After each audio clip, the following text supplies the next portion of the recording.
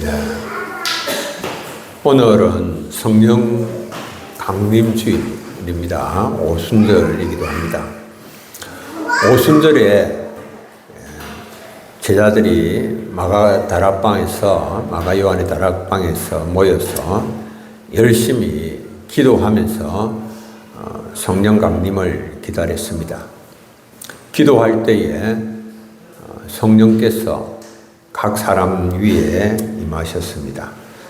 사도행전 오늘 읽은 우리 본문 2장 2절로 4절에 홀련히 하늘로부터 급하고 강한 바람 같은 소리가 있어 그들이 앉은 온 집에 가득하며 마치 불의 해처럼 갈라지는 것들이 그들에게 보여 각 사람 위에 하나씩 임하여 있더니 그들이 다 성령의 충만함을 받고 성령이 말하게 하심을 따라 다른 언어들로 말하기를 시작하니라. 이렇게 말씀하고 있습니다.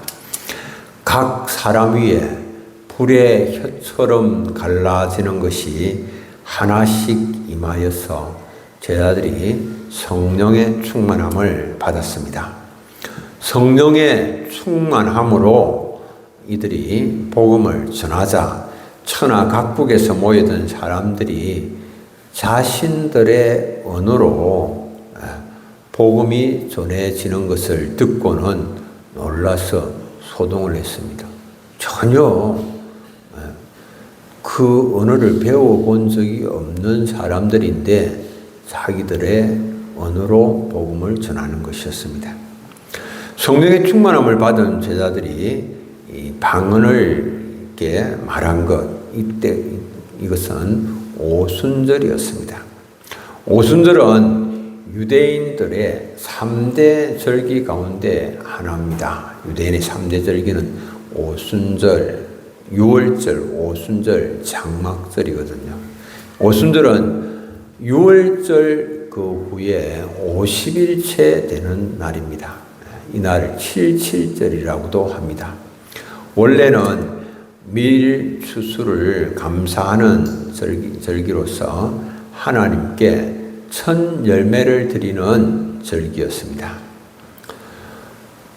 유대 전통에서는 모세가 시내산에서 율법을 받은 때가 바로 이때입니다. 모세는 시내산에서 돌판에 새겨진 율법을 받았습니다.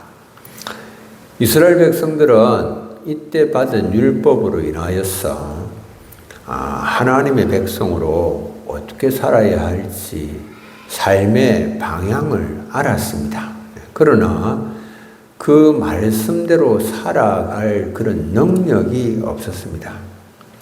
그들은 율법을 통해서 죄가 무엇인가라고 하는 것은 알았지만은 죄를 이길 그런 능력이 없었습니다. 율법이 문제가 아니고 본래 뿌리 깊은 죄성을 지닌 인간이었기 때문에 죄된 본성 때문에 하나님의 말씀대로 살지 못하는 것입니다. 그래서 하나님께서 새 마음과 새 영을 주셨습니다. 오순절에 임하신 성령님은 하나님의 뜻을 깨닫게 하시고 하나님을 사랑하게 하시고 그리고 순종할 힘을 주십니다. 율법은 하라고 명령하고 행하지 않으면 정죄하지만 성령님은 우리에게 순종할 새 마음을 주시고 할 수 있게 해 주십니다. 오순절에 임하신 성령님은 우리 안에 거하시고 우리를 변화시켜 주시고 하나님의 뜻대로 살아갈 능력을 더하여 주십니다. 이 성령은 첫째로 기도하며 기다리는 자에게 임하십니다. 예수님께서 부활하신 후에 40일 동안 제자들과 함께 하셨습니다. 제자들에게 보이시면서 그들에게 예수님이 분부하셨습니다. 분부한 내용이 사도행전 1장 4절로 5절 말씀인데요. 예루살렘을 떠나지 말고 내게서 들은 바 아버지께서 약속하신 것을 기다리라. 요한은 물로 세례를 베풀었으나 너희는 몇 날이 못되어 성령으로 세례를 받으리라. 성령 세례를 받을 것이니 예루살렘을 떠나지 말고 기다리라. 기도하면서 기다리라고 그렇게 예수님께서 분부를 하신 것이죠. 예수님의 이 분부를 따라서 제자들이 마가 요한의 다락방에 모여서 기도하며 성령으로 세례를 받을 것을 기다렸습니다. 이미 제자들은 부활을 보았고 예수님 가르침을 받았고 사명을 받았습니다. 그럼에도 불구하고 예수님께서 이제 사명 받았으면 빨리 가서 전해야 되는데 예수님께서 제자들에게 예루살렘을 떠나지 말고 기다리라고 하신 것은 성령 세례를 주시기 위함이었습니다. 사역은 성령을 받고 성령의 능력으로 감당해야 되기 때문에 그런 것이죠. 인간의 열심이 아니고 성령의 충만하심을 힘입어야 하나님의 역사를 이루어 나갈 수가 있는 것입니다. 많이 회의를 한다고 해서 전략 작전을 짠다고 해서 되는 그런 일이 아닙니다. 토론을 많이 한다고 해서 사람을 많이 모은다고 해서 하나님께서 원하시는 역사를 이루어 나갈 수 있는 것도 아니지요. 하나님 앞에서 기도하면서 성령 부어주심을 기다리고 그래서 제자들은 다락방에서 기도하면서 성령의 임재를 기다렸고 성령의 임재 가운데에 교회가 새롭게 출발을 하게 되어진 겁니다. 예수님께서 잡히시던 밤에 베드로는 인간적인 열심으로 칼을 빼들었습니다.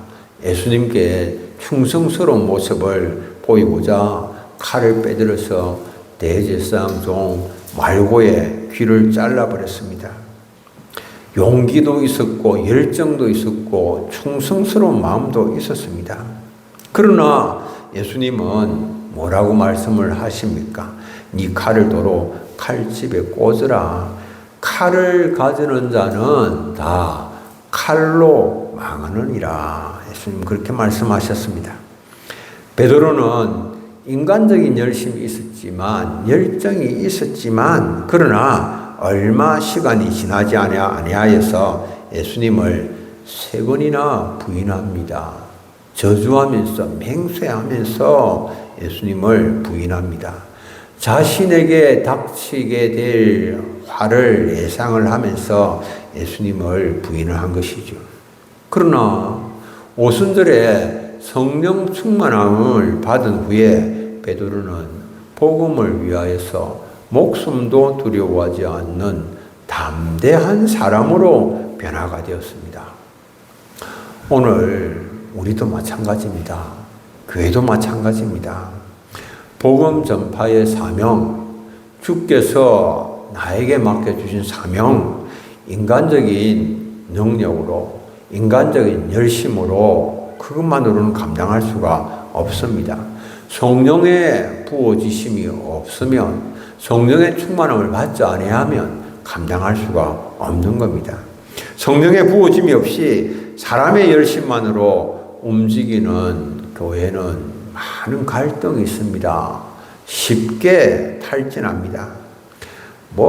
분주하기는 하지만은, 바쁘기는 하지만은 별 열매가 없습니다. 그러나 기도하고 성령으로 행하는 그런 교회는 연약해 보여도 생명의 역사가 일어나는 것입니다. 칼을 든 베드로는 실패했지만 성령 받은 베드로는 세상을 바꾸었습니다. 이것이 우리가 주의 일을 하기 전에 기도하며 성령 충만함을 구하고 또 기다려야 할 이유입니다. 두 번째, 성령은 우리를 변화시킵니다. 오순절 마가다락방에 모여서 합심하여 기도할 때에 성령께서 임하셨습니다. 오늘 4절의 말씀, 그들이 다 성령의 충만함을 받고 성령이 말하게 하심을 따라 다른 언어들로 말하기를 시작하니라. 성령의 충만함을 받았다 그랬습니다. 성령의 충만함을 받았다라고 하는 말씀은 성령이 완전히 사로잡아 지배한다라고 하는 말씀이죠. 성령께서 임하셔서 그 사람을 사로잡을 때에 그 사람의 생각과 말과 행동이 바뀝니다. 삶의 방향에 놀라운 변화가 일어납니다. 성령께서 탁 사로잡으면 변화가 일어나는 것이죠. 오랫동안 비어있던 집은 차갑고 어두운 먼지가 쌓입니다. 그런데 전기가 들어오면 어떻게 되겠습니까? 불이 켜지면 분위기가 완전히 달라지죠. 환하게 바뀌어지죠. 성령이 임하시면 성령의 조명으로 새롭게 변화되는 역사가 일어나는 겁니다. 성령의 빛이 우리 안에 비치면 우리 속에 있는 미움이 사라집니다. 미움 대신에 사랑이 자리 잡습니다. 성령의 빛이 비치면 절망 대신에 소망이 내 마음에 자리 잡습니다. 성령의 빛이 비치면 두려움 대신에 담대함이 자리 잡습니다. 두려워 숨어있던 제자들이 오순절에 성령께서 임하셨을 때에 자신의 생명도 두려워하지 아니하는 그런 담대한 복음의 정인으로 변화가 되었습니다. 오순절 성령의 임하심으로 일어난 가장 큰 기적은 사람의 변화입니다. 사람이 변하는 겁니다. 성령께서 임하시면 사람이 변합니다. 무디는 정규교육을 하나도 제대로 받지 못한 구두가게 점원 출신이었습니다. 그런데 하나님께서 무디를 사용을 하셨습니다. 그를 통하여서 수많은 사람들이 하나님께로 돌아왔습니다. 한 집회 후에 어떤 사람이 무디에게 말했습니다. 오늘 설교 정말 대단했습니다. 그때 무디가 웃으면서 말합니다. 바로 조금 전에 마귀도 똑같은 말을 하고 갔습니다. 성령 충만한 사람은 세상의 칭찬이나 자랑에 현혹되지 않습니다. 성령 충만한 사람은 하나님의 이름이 드러나며 하나님께 영광 돌리는 일을 원합니다. 성령 충만한 사람은 자기 영광이나 자기 자랑을 구하지를 않습니다. 성령 충만한 사람의 관심은 자기 영광을 구하는 것이 아니라 하나님께서 행하신 놀라운 일을 증거하는 데 있습니다. 척 콜슨은 미국 37대 닉슨 대통령의 특별 보좌관이었습니다. 그분은 이렇게 말을 했습니다. 나는 대통령을 위해서라면 사람도 짓밟을 수 있다. 대단히 대통령에 충성하는 사람이었죠. 그리고 권력도 가졌고 돈도 가졌고 열심도 가졌습니다. 그런데 워터게이트 사건으로 콜슨이 수감되었습니다. 그런데 감옥에서 예수님을 만나고 회심을 하게 됐습니다. 예수님을 만나자 그의 삶이 180도 전환이 일어났습니다. 출소 후에 그는 죄수들을 위하여서 평생을 교도소 사역에 헌신을 했습니다. 그런 척 콜슨에게 사람들이 물었습니다. 무엇이 당신을 이렇게 바꾸어 놓았습니까? 그렇게 권력지향적이고 권력을 위해서는 수단과 방법, 물불을 가리지 않던 사람이 어떻게 교도소에 담장 안에 갇혀있는 자들을 위하여서 헌신하는 사람으로 바뀌었습니까? 물었습니다. 감옥이 당신을 그렇게 바꾸어 놓았습니까? 대답합니다. 아닙니다. 예수 그리스도가 나를 바꾸셨습니다. 성령께서 나를 바꾸셨습니다. 성령은 사람을 바꾸어 놓습니다. 성령이 충만하게 임재하실 때에 사람들의 관심과 태도에 놀라운 변화가 일어납니다. 세상과 세상에 있는 육신적 정욕과 안목의 정욕과 이생의 자랑에서 복음으로 그 관심의 전환이 일어나는 것입니다. 그래서 성령의 충만함을 받은 사람은 하나님께서 행하신 큰 일을 말하게 됩니다. 하나님의 위대한 구원의 역사를 말하게 됩니다. 이것이 바로 육신적 사람과 영의 사람의 차이입니다. 표면적 유대인과 이면적 유대인의 차이입니다. 그리고 육신의 할례를 받은 사람과 마음의 할례를 받은 사람의 차이입니다. 여러분들, 우리가 이 오순절에 임하신 성령께서 내 마음 속에도 강하게 이렇게 임재하시고 역사하셔서 나의 가치관에, 나의 태도에 놀라운 변화가 일어나기를 원합니다. 여러분들, 기도하는 그런 삶이면 좋겠습니다. 세 번째로는 성령은 우리를 세상으로 보내십니다. 성령은 교회를 세상 밖으로 보내십니다. 오순절 마가다락방에 모인 성도들이 성령의 충만함을 받고 성령의 말하게 하심을 따라서 다른 언어들로 말하기를 시작했습니다. 천하 각국에서, 오늘 본문에는 여러 나라들이 소개가 되고 있는데요. 천하 각국에서 온 유대인들이 각각 자기들의 방언으로 제자들이 말하는 것을 듣고 막 소동합니다. 자신들의 언어로 하나님의 큰 일을 말함을 듣고 놀라면서 당황합니다. 어떻게 이런 일이 일어날 수 있느냐. 오순절의 핵심은 신비한 체험보다도 복음 전파입니다. 자신들의 언어로 자신들이 알아들을 수 있게 하나님께서 행하신 큰 일, 복음이 전해졌다라고 하는 사실입니다. 성령은 교회를 세상 밖으로 보내십니다. 성령님은 언어와 문화 그리고 민족의 벽을 넘어서 복음을 전하게 하시고 듣게 하시는 겁니다. 천하 각국에서 모여든 사람들이 예루살렘에 머물러 있었는데 각자가 자신들의 방언으로 제자들이 말하는 것을 듣고 놀라서 소동했습니다. 이 자신들의 방언이라고 하는 것이 자신들의 언어예요, 언어.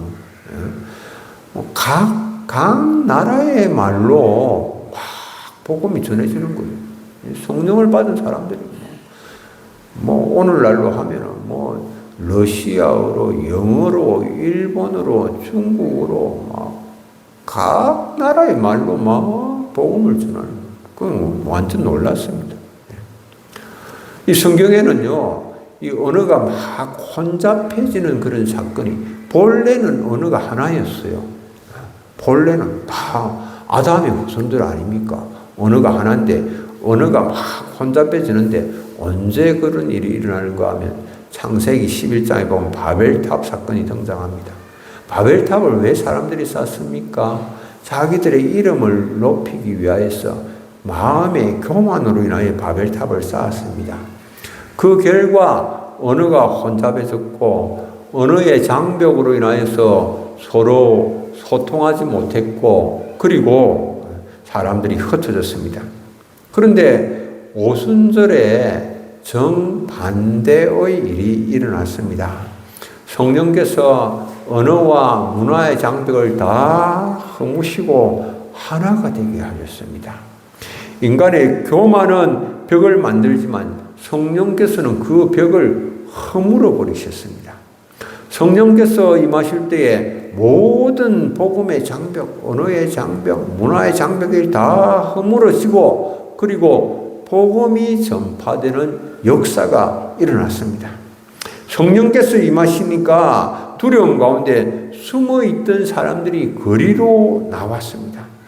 침묵하던 입술들이 하나님의 큰 일을 전하기를 시작을 했습니다. 서로 다른 민족과 언어를 가진 사람들이 자기들의 말로 복음이 전해지는 것을 듣고 놀랐습니다.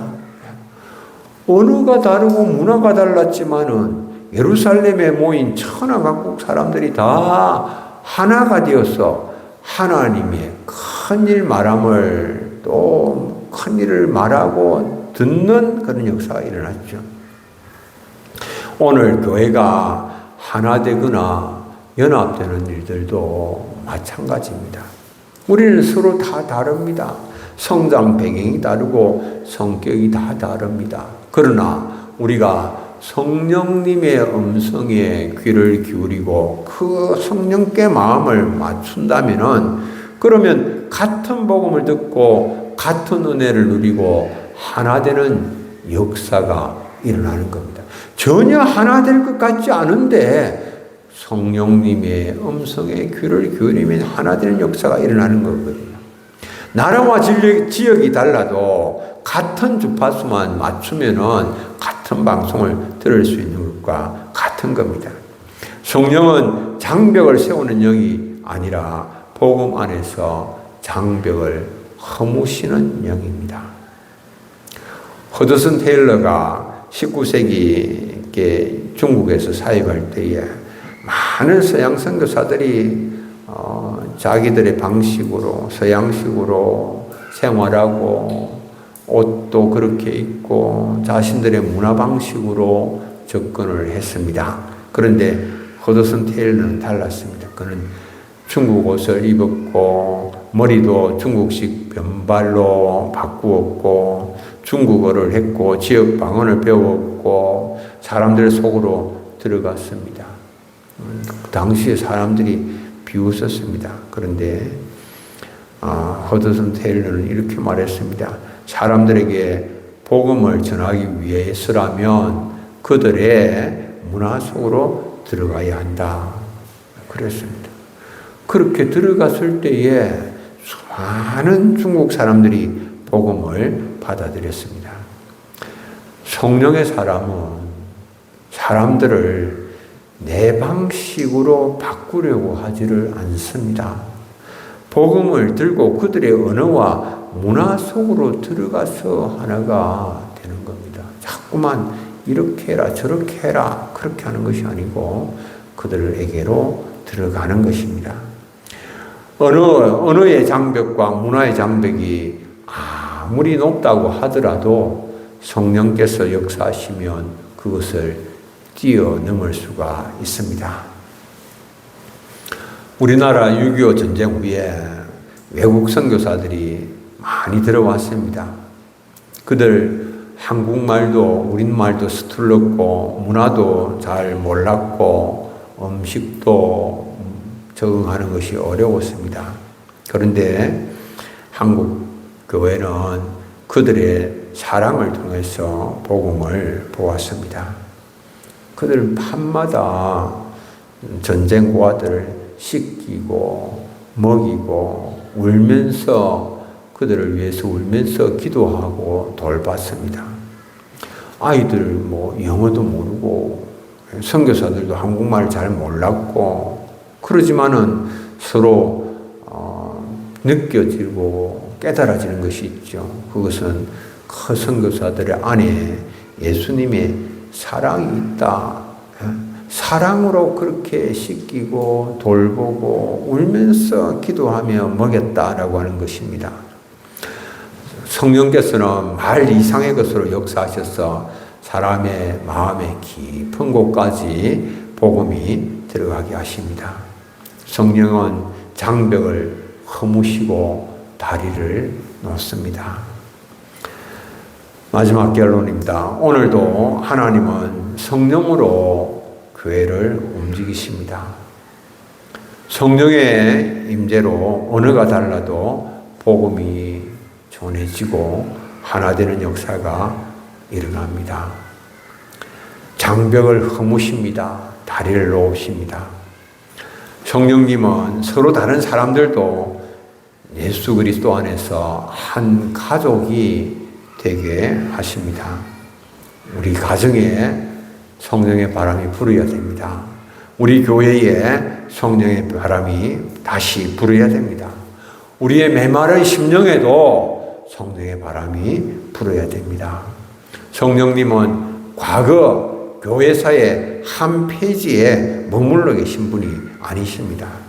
오늘 이 성령께서 우리 가운데 임하심으로 교회가 살아나고 내 자신이 변화가 되어지고 또 나를 통하여서 복음 전파 역사가 이루어지기를 원합니다.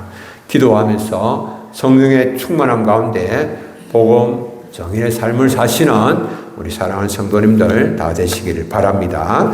우리 찬송 한 장 부르고 함께 주신 말씀 기억하면서 통성으로 기도하겠습니다. 찬송 208장 내 주의 나라와